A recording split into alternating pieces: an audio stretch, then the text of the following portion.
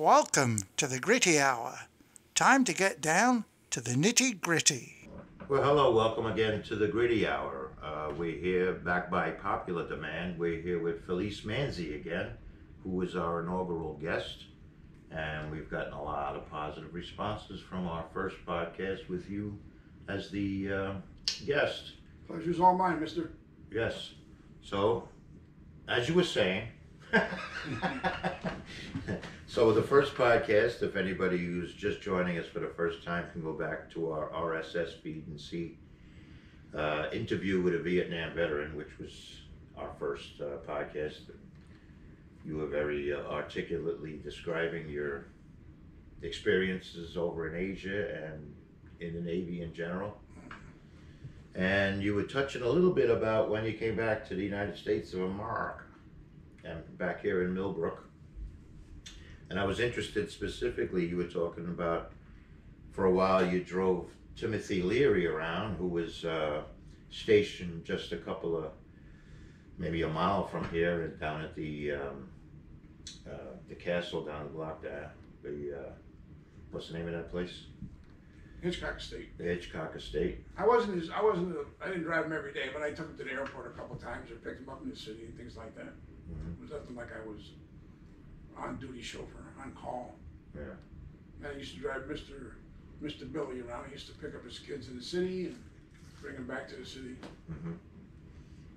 And did he ever talk to you while you were driving? Not too much. Yeah. He was, I probably wouldn't have understood most of the things he said anyway. Yeah. They were out there. Yeah. Where was he heading? Continue. I picked him up one time at airport in New Haven. I think he was coming back from California. Uh-huh. And but he was a congenial guy, friendly. Yeah. Was he located in that main building at the Hitchcock Estate? Because it has a lot of structures on it. He lived in the main house, which was Charles Diedrich's house. Uh-huh. Charles Diedrich was the founder of Union Carbide. Uh-huh. And I think Millbrook was one of the first municipalities that had gas heat, because I don't know if he invented acetylene, but he was, like I said, the first president of Union Carbide. So Millbrook had gas light before almost anybody. Yeah, and that's when they had a railroad coming in through town, which I think he was a proponent of also. Is that right? Yeah. Wasn't he one of the ones that tried to get the railroad to come up here? That I don't know. I thought a big proponent of the railroad was Mr. Not Fowler. Who was the guy that did the railroads in Florida? Yeah. I'll think of it in a second. I'll have to get Maurice Neville up here. He knows everything there is about railroads. Is that right? He was he did the railroad from Miami all the way down to Key West. Mm-hmm. I can't think of his name. Mm-hmm. But he had a big estate across from the golf course. Mm. Where that big stone wall is. That was a huge estate up there. Well, I just started reading a book about James Ware, who was an architect, and he's the one that I think designed the Hitchcock Estate, as well as many other structures around here. The old Bennett College down the block here. When it was Halcyon Hall, there was a big hotel for the Manhattan elite. Yes, it come was. up here. And he was one of the designers, or the designer of the Hitchcock Estate. And that was, this book has a few photos of that. It's quite an assemblage of houses over there. So were you able to get a little tour of that grounds over there when you were? Yeah, when we were kids, that place was empty. Uh-huh. It was after Diedrich owned it. I think a guy named Teagle owned it, who was president of Gulf Oil, Mm-hmm. if I'm correct. And his name was Teagle. But when I was a kid, it was empty. We used to go, Pete Wing and Pat, we used to go coon hunting up there at night. Mm-hmm. And it was, it was empty. We used to be up there all the time playing around. In fact, we used to sneak in the big house. There was a pool table, Mm-hmm. and shoot pool. Peter Wing was he and his wife built Wing's Castle. Correct. which is one of the better structures in the United States, in my opinion. Mm-hmm. It's a bed and breakfast. I guess you could call it a museum. It's just a phenomenal, And it is. Street. Nobody bothered us, so we would, it was like 1,600 acres that we all played on, went hunting on. Nobody ever bothered us because there was nobody there. And then So the houses were abandoned as well, or? the houses were abandoned. Wow. Yeah, this book was, it's written by a local guy named, I want to say, well, his last name is Wing, ironically. I think he's a distant cousin of Peter Wing. And he was saying just in the New York Times article at the time, that gatehouse, which abuts the Dietrich estate or the Hitchcock estate, was one of the best structures in North America at the time. Beautiful building. Just the gatehouse. Beautiful building. Yeah. If you ever go in there, there's a bridge that goes from the gatehouse up into the estate, and there's spiral stairs that go down to the water in those big abutments. Uh-huh. Beautiful. When Pete's aunt, Lucy, she said when she was a young girl, when they would go to church with a horse and wagon, on Sunday they would go through the estate and they would let them stop and have a picnic. It was a beautiful place. I mean, when I don't remember in its prime, but there were 400 men working there when that place was being built. Most of the people from Millbrook, from Fundy, Italy, came here they were stonemasons. They worked on that estate. Yes. 400 men worked there. There were 3 or 4 big, huge estates. There was Cheeseboro Pond. People owned Pond Coal Cream. That was a big estate on the left-hand side going towards Pleasant Valley. And the other one, I still can't think of the name of that. Who was that? You know that guy that built the railroad going to Key West? No, I don't. Not gonna lie to you. Well, I'll think of it before this interview is over. So how did you become the occasional driver of Timothy Leary? I'm curious how that transpired. I got to know the caretaker, Jack Perry. He lived in the bungalow, and his wife was the cook. And I got to know him, and I worked up there, and then he asked me if I wanted to drive or pick up. This is right after you got out of the Navy? Right after, probably the first job I had after the Navy. So that would be, what, the late 60s or? 60, September of 67. No, that's when he was, I guess, just getting into his wheelhouse with the LSD and the hippie movement. And I went to school with Jack and Susan. They were younger than me. Maybe they were 2 or 3 years younger than me, but they went to school in Millbrook. So before I went to the Navy in 63, 64, they were in school there. And I know when he was stationed here, of course, there were a lot of hippies around, right? There were. And I know a lot of musical artists of the time visited him here. That's true. There were. I never saw it. I think I saw those 2 albino guys.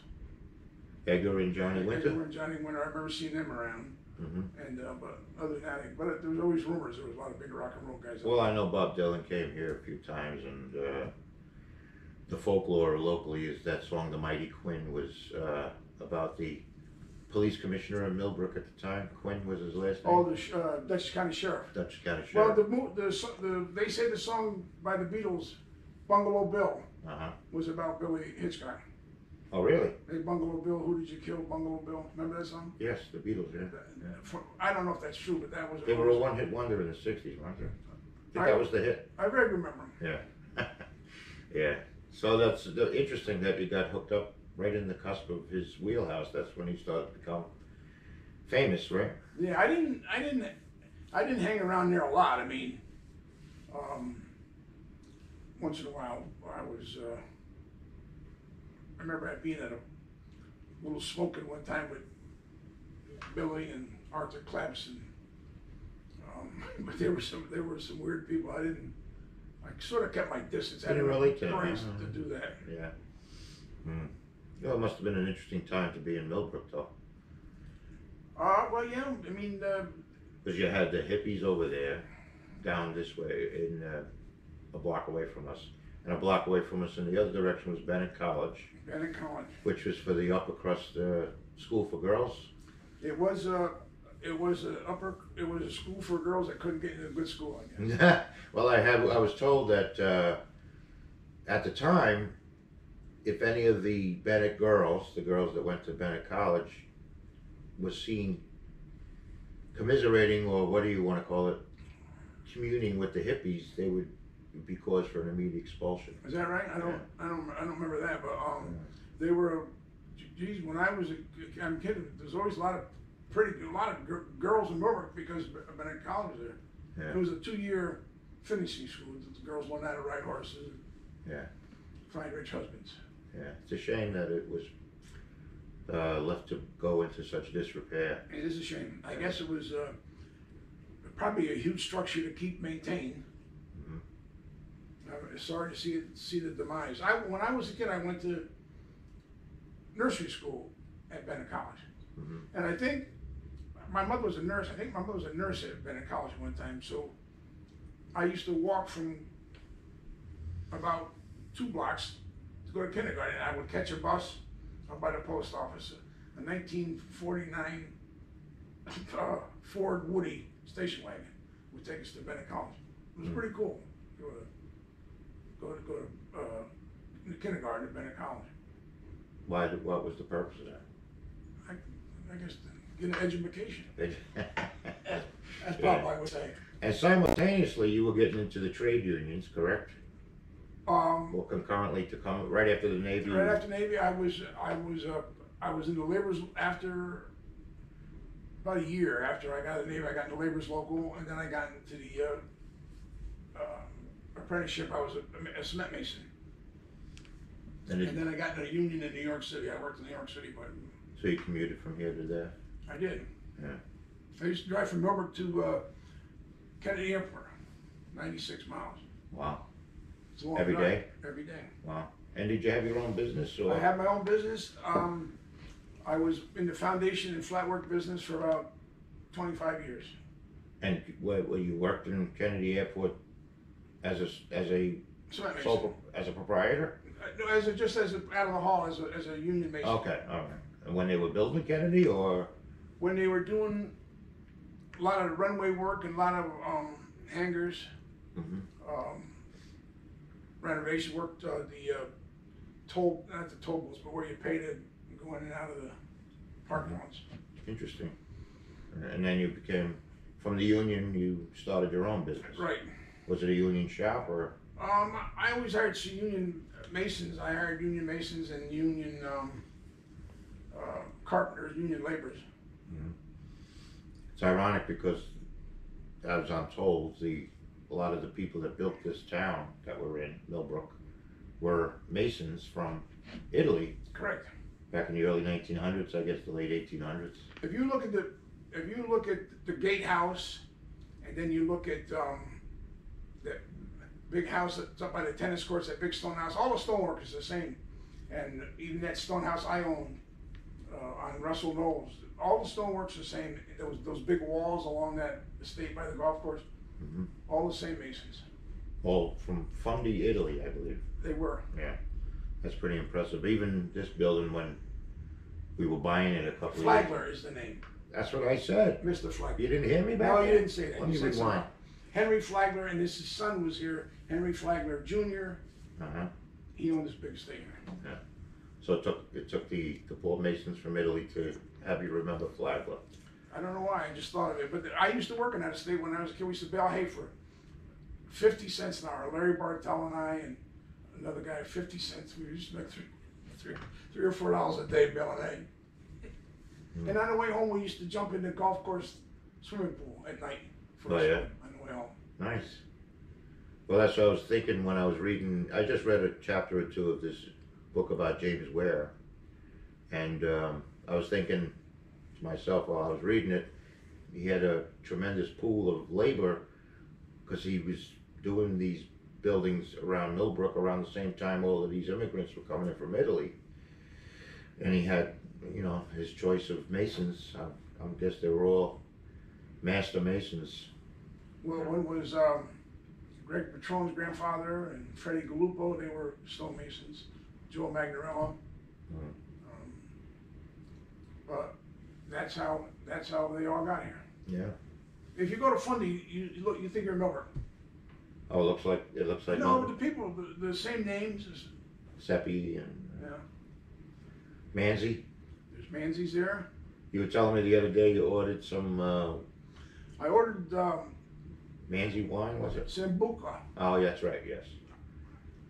Sambuca was invented in 1851 by Luigi Manzi. We're not positive, but I think it was my grandfather's uncle. Mm-hmm. And the name, when I was in Italy in the Navy, I saw a bottle of Manzi Sambuca. So it was bought out about 25 years ago by Molinari, Sambuca. But now it's being produced. I bought 8 bottles from a wine store in Rome. My wife found it online. So I got 8 bottles of Manzi Sambuca. I'm not a big Sambuca fan, but it was nice to see my name on it, our name on it. Yeah. Well, see, before you told me that story, I was under the impression that Sambuca was Russian. Is that right? Shows you what I know. No, it's Italian. Italian, yes. Well, that's an interesting story. You're going to continue trying to trace that?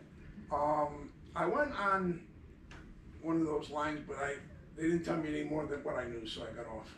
Yeah. Ancestry.com. Oh yeah, yeah. Well, they do a lot, but they can only do so much. They only it's the info they have is user submitted mostly, right? Manzi's probably a common name, but we think they were from the same part of it. We think it was a relation, but I'm not absolutely positive.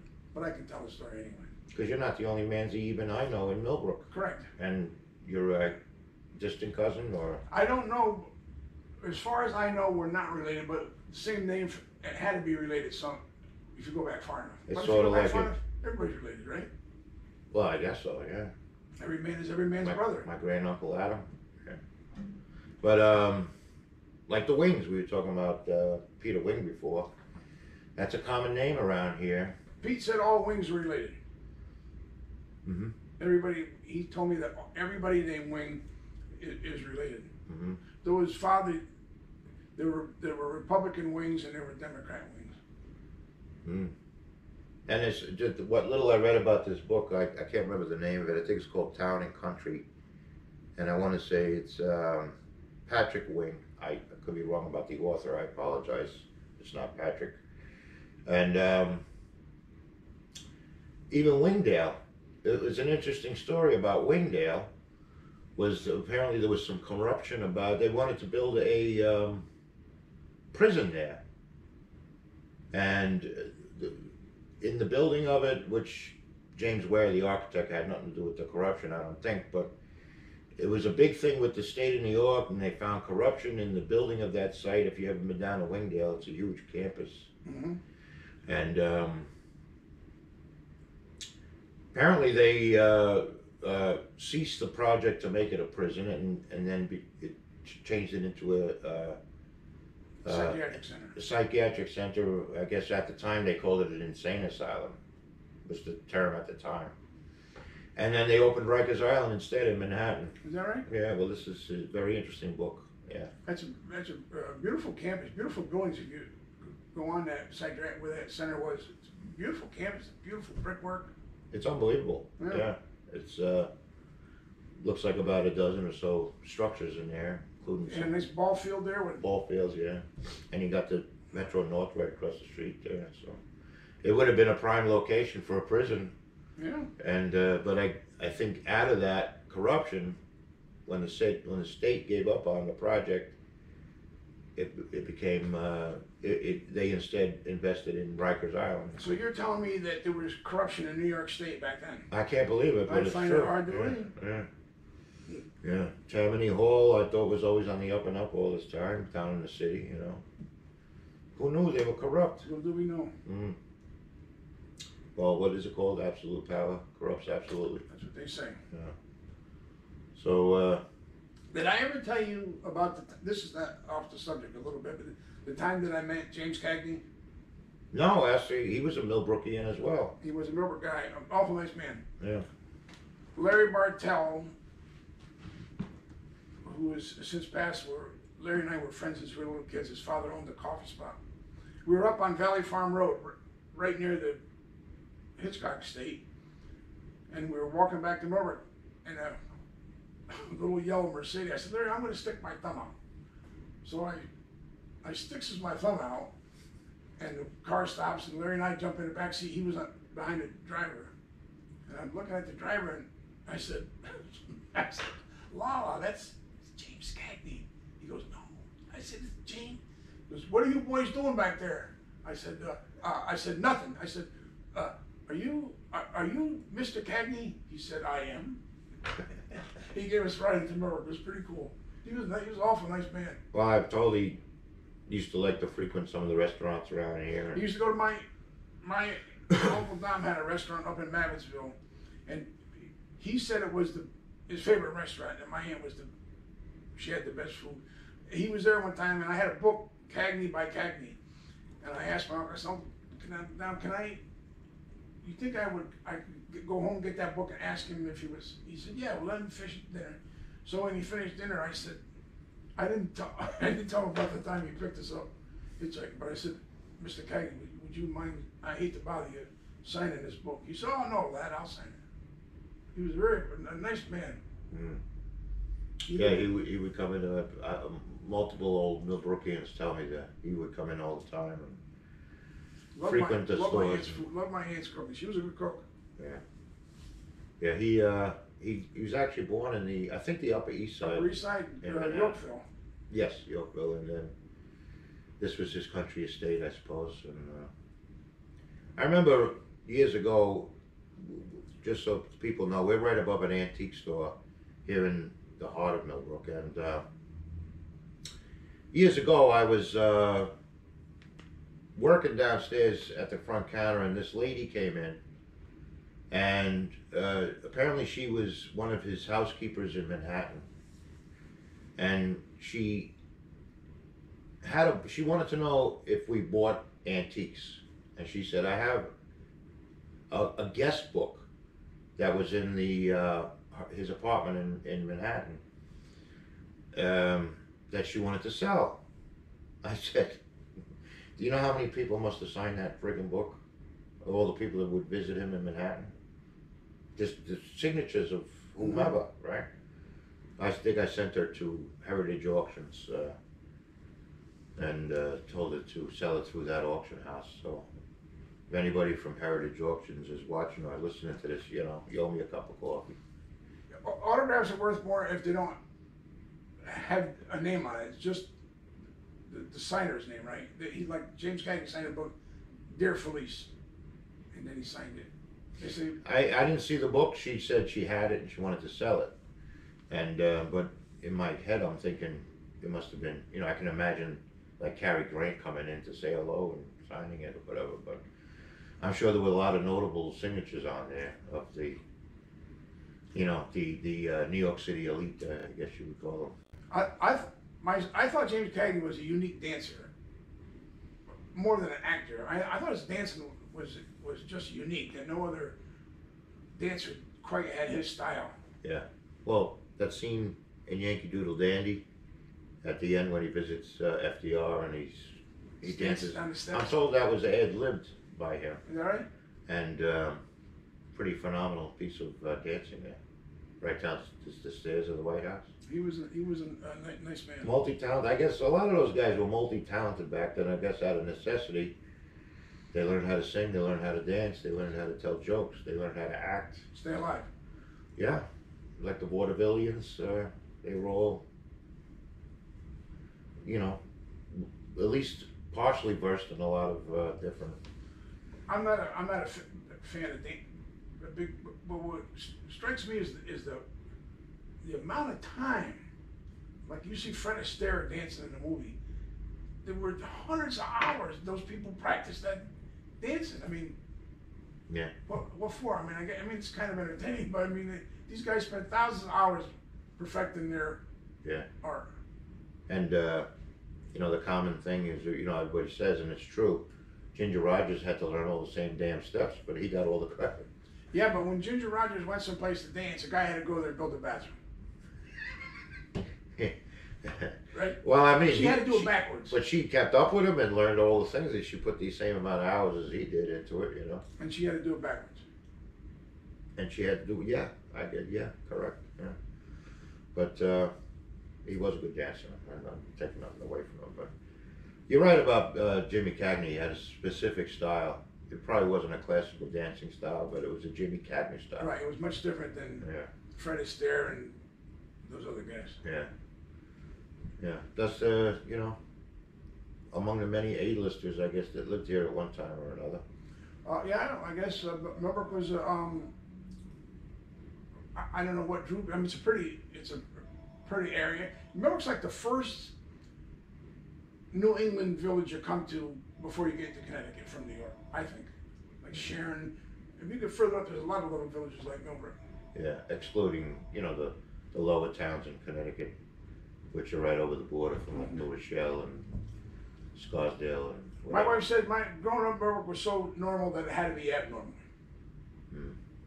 Well, it's retained a lot of its feel from even back in the early 1900s, in a lot of instances. I met a guy in a restaurant a couple of weeks ago, and he said, I was sitting at the bar having a cup of coffee, and he said to me, asked me where I was from. I said, I'm from Millbrook. He said, Pal, you got to be the luckiest guy in the world. He said, I went to Millbrook for the first time last week. He said, it's the prettiest little village I've ever been in my life. I said, well, yeah, it has a lot going for it. It always did. And there is, like you say, what's the magic elixir? And it's hard to put your finger on it, but it's just been blessed with a lot of good people over the years, I suppose. And yeah, when I was a kid, I knew every house. Every lady was like my aunt. Every guy was like my uncle. Yeah. Probably a lot of them were. See, I can't relate to any of that. I've been here since 2010 off and on, but it's different from growing up in the Bronx, you know. You don't have that same community feeling.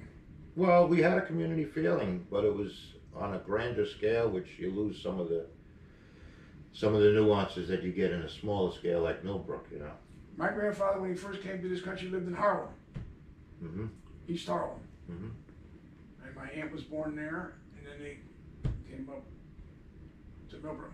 Mm-hmm. Well, that's where a lot of the early settlers of Millbrook came from originally. I'll recommend this book to you that I just started reading yesterday. About architect James Ware. I mean, he designed a lot of things in the city, in addition to a lot of things here in Millbrook. I'll look him up. But it's sort of like a Millbrook, New York City connection, and it's like a back end of a lot of sub-stories, like the Rikers Island story. It's like, reading about New York City history in a sense from a different angle, you know. And it's a very interesting book. So you learn about the history of Millbrook, which you fall in love with Millbrook pretty easily, and I've become enamored with the history of it myself. But, I'm from New York City too, so I like the history there, and this kind of ties both together. And you learn a lot about Millbrook and a lot about New York City simultaneously by reading this one book. So I'll have to try and get a hold of that fella who wrote that book. I think his name is, I want to say Patrick Wing.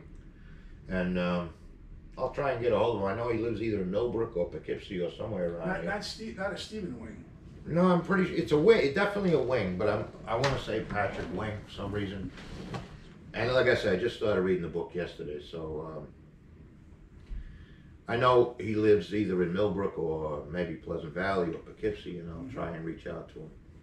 I'll get a hold of Charles Wing, who might be able to know how to get a hold of him.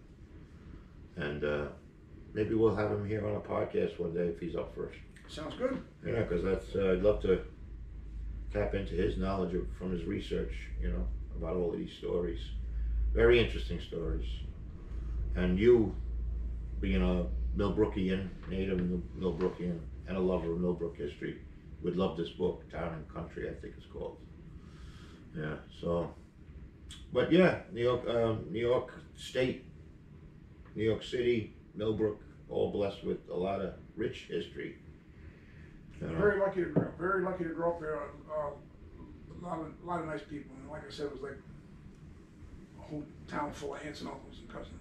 Yeah, well, it's you know, it's like my day job as an antique in the antique business is I always say the Hudson Valley and the New York, you know, I'd say the Northeast in general, in terms of antiques, which is related to history, is we're blessed with a you know, a rich reservoir of antiques here because history of the country started here for the most part. That's right. You go to places like Oregon or Washington State. Everything's new. I mean, there's nothing. You go to parts of Brooklyn. There's still people living on the same street that were there 300 years ago. I mean, same street, same buildings. Yeah. Well, true. Yeah. Well, Portland, Oregon, you might have like a statue to the wagon trail or something, but you know, in terms of the history of the United States, this is where That's where it happened. The bedrock of antiques and history really is. It's if you do love history, this is a blessing to be living in this part of the country. For all its faults, it has a lot of rich assets as well. Very well said, my friend. Yeah. Should have brought champagne in here. Yeah. Why? To toast the history. Oh. You know, okay. It's just, the end user doesn't know it's like 9 o'clock in the morning, but we'll have champagne anyway. Who would know? Who would know? It's 6 o'clock at night. No clocks. No clocks. No clocks. It's like a casino, you know. We don't want you to know what time it is. Just keep gambling, goddammit. Are you a gambler? I like to shoot dice, but I like to shoot pool for money, but I don't, you know, once a year, but I haven't been to a casino in 10 years. Mm. But if I was in a casino, I would like to shoot dice. The last time I was in a casino, I was in Busan, South Korea. I was with my nephew, Chris, who speaks Korean. And we went out to dinner with a business, he was in the freight forwarding business. So we come into the hotel, I think it was a Hilton, the Busan Hilton. And there's a casino there. I'm sure it was on the up and up too. Yeah, I guess so. Like Casablanca. Yeah. I saw that. Rich joint, wasn't it? I saw that the other night. That's my favorite movie. I've seen it 30 times. But anyway, we're going to the casino, and I didn't want to get chips. I was gonna. There was a roulette wheel, and I said to the guy running the roulette wheel, I said, do I have to have chips or can I pay with cash? Can I bet with cash? And my nephew asked him in Korean, and he said, oh, you can use cash. So I put $100 on red, and it came out red, and they wouldn't pay me. I was going to tip the table over. I was absolutely outraged. I swear. Wait, what happened now? So the guy. My nephew asked a croupier in Korean. He speaks Korean. If I could bet with cash instead of a chip. Okay. And he said yes. Oh, I see. Okay. So I put a $100 bill, and I said, I want to bet, whatever, black or red, whatever it was. And it won, but he wouldn't pay me. Because he didn't have chips. Yeah, he said, oh, you need chips. I bet he would have taken the money if you lost. Oh, sure he would. But so I was trying to rip the table over. So the next morning I went to the hotel manager and I told him what happened. He said, well, that's a separate entity that they subcontract from us. It's not part of the hotel. So when I got home, I got my American Express bill. I called American Express and told them what happened, and they said, we'll take it off the bill. So I thought it was pretty nice. Interesting, yeah. Boy, I was screaming and yelling in that casino. No, I think my nephew and I were only Americans in the casino. How far were you from the DMZ? You gotta keep it down. No, we were in Busan, South Korea. Okay. Haeundae Beach. You don't want to piss off the wrong side. Well, you know, but I was mad, but I got over it. Yeah. Well, $100 is $100, even back This in the was day. 25 years ago. Yeah. Yeah. Oh, you went. Okay. So you were saying the other day your nephew's in the State Department? My nephew is in the State Department. Right now he's in South America in Belize. Mm-hmm. In fact, I had not like a Zoom call, but I could see him on the telephone. Yeah. Well, yeah. Whatever it is. Video call. Video call, and His wife and daughter are in Japan. She's Japanese, and his little girl had been having a couple seizures. So Oh. the medical system in Belize is kind of third world. So they went to Japan for a couple months. So she could be treated? Well, she'd had these seizures. In case she had another one, they wanted to be near where there's a modern hospital. Yeah. Yeah, they don't have top-notch stuff over there in Belize? Belize is kind of, I've never been there, but it's kind of third world. I've been in South America, but I've never been to Belize. Mm. Well, it had a first world influence, I know, Spanish. She's a beautiful little kid. She's about 12 years old. She's a gorgeous little girl, and they were worried about her. Mm-hmm. He thinks he might be going to Washington, D.C. his next assignment. Well, that's a little closer to home. Yeah, but he'd like to be in Korea since he's more Korean than he's American. He was born here? He was born here, but he learned, he was in the army, he was a translator in the army, and he's very good at, he can speak Vietnamese and Chinese. He's a smart kid. That's a good asset to have in the State Department, multiple language. But it's filled with liberals, so he's always seems to be a target. He's not a liberal? No, he's a conservative. My nephew. How do you sneak in there?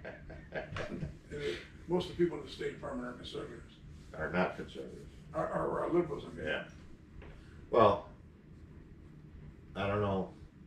We can get into a discussion about what about that job attracts a certain political slant, going back to college or whatever, But, yeah, most of them were brainwashed at liberal universities. Okay. Right? Uh-huh. Well, universities have a reputation to be very liberal, yes, in this country. It sounds good. Yeah. Liberalism sounds fair. Mm-hmm. It's not, but it sounds fair. Where free enterprise, capitalism doesn't sound fair, but it works. Mm-hmm. You know what works? Get up in the morning, go to work, take care of your family. That's what works. Yeah. Right? Yeah, I'll vote for you. I'll vote for you tomorrow. Vote for me, I'll set you free. Well, I was going to say about specific professions. I had a discussion with Professor Bob Pucci a few weeks ago about we were talking about the journalism profession. Certain professions attract certain political slanted people. All journalism schools, they say, are extremely liberal. I mean, there's certain professions that someone more conservative would be attracted to, and some professions that someone more liberal would be attracted to, which I think is interesting in and of itself. Mm-hmm. It's it's not absolutely true or completely true, but it seems to be true in a lot of professions. I used to be a liberal. Uh-huh. If you're not a liberal when you're 20, you have no heart. If you're still a liberal when you're 30, you have no brains. Winston Churchill. A lot of people are credited with that. A lot of people say that Bismarck said it, but it was Churchill. I always heard it was Churchill that said it, and it's true. Yeah. He also said democracy is the worst form of government in the world, except every other one. Yeah. I'm not sure if he commented on capitalism, but who said that the trouble with socialism is eventually you run out of other people's money? I think Margaret Thatcher said that. That's another one of those quotes where a lot of people have been attributed to it. It just gets repeated down through the ages, and nobody said it was supposed to be fair. yes. My father was a Democrat. My father thought the sun came out of FDR's pocket and went up his ass at night. It didn't? It did, but like Pete Wing's father, they were Democrats. They were always in the Democratic Party, leaders in the Democratic Party, but that was before the Democrats were cool. Yeah, I remember you telling me once when FDR was running for president, he carried the state of New York. Obviously, he was governor here, right? But there were two towns. 2 towns. He did not win. Hyde Park and Town of Washington. Which is where Millbrook is situated. There was a story about somebody. Now, I think it's incredibly interesting that he didn't win in Hyde Park. Yeah. That's where he lived. There was a story about somebody in his administration, Morgenthau. His car broke down in Millbrook, and there was a Ford dealership right across the street. And his car broke down, and he said, after a couple hours, he said to the mechanic, when will my car be finished? And the mechanic said, it'll probably late this afternoon. He said, I think it was John W. Morgenthau, but I'm not sure. He said, I'm John W. Morgenthau. He said, well, in that case, it'll be ready in the morning. That's an old story. I don't know how true that is. But But I just think it's a major irony that FDR did not win the Hyde Park. Well, the New Deal was actually a total failure. It was a success in the fact that everybody thought it was a success, but it wasn't. FDR's unemployment percentage was 14% unemployment December 6, 1941. It was not a success. It would have been higher if there weren't so many men working on all those CCC and all those programs. Those programs were designed to get people off the unemployment roll so it wouldn't look so bad. But never during his administration, unemployment was the the WPA and yeah. Well, yeah. When war first appeared on the horizon, a couple of years before Pearl Harbor, really, we did start gearing up a little bit. So defense spending, defense is a federal project also. But it was double digits when the Japanese bombed Pearl Harbor. Mm-hmm. So it was not, but it was viewed as viewed like it was working, but it wasn't. Yeah. Well, yeah, a lot of it was government, make work. Is that a honest term for it? As my uncle used to say, a big bunch of bullshit. Bullshit. Bullshit. Yeah, well, that's interesting. So, I could talk all day about Millbrook. I could talk to you all day. You're a very interesting fella. Maybe we'll have you back in further on up the road, lad.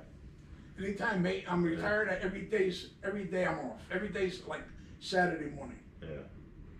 Okay. Well, I appreciate you coming in for the second time. I enjoyed it. You'll always be the first, Phil. I always, yeah, you say that to everybody. I always enjoy talking to you. Yeah. Well, God bless you, lad. We'll see you down the road. We'll commit to having you back again soon. Thanks, sir. Thank you.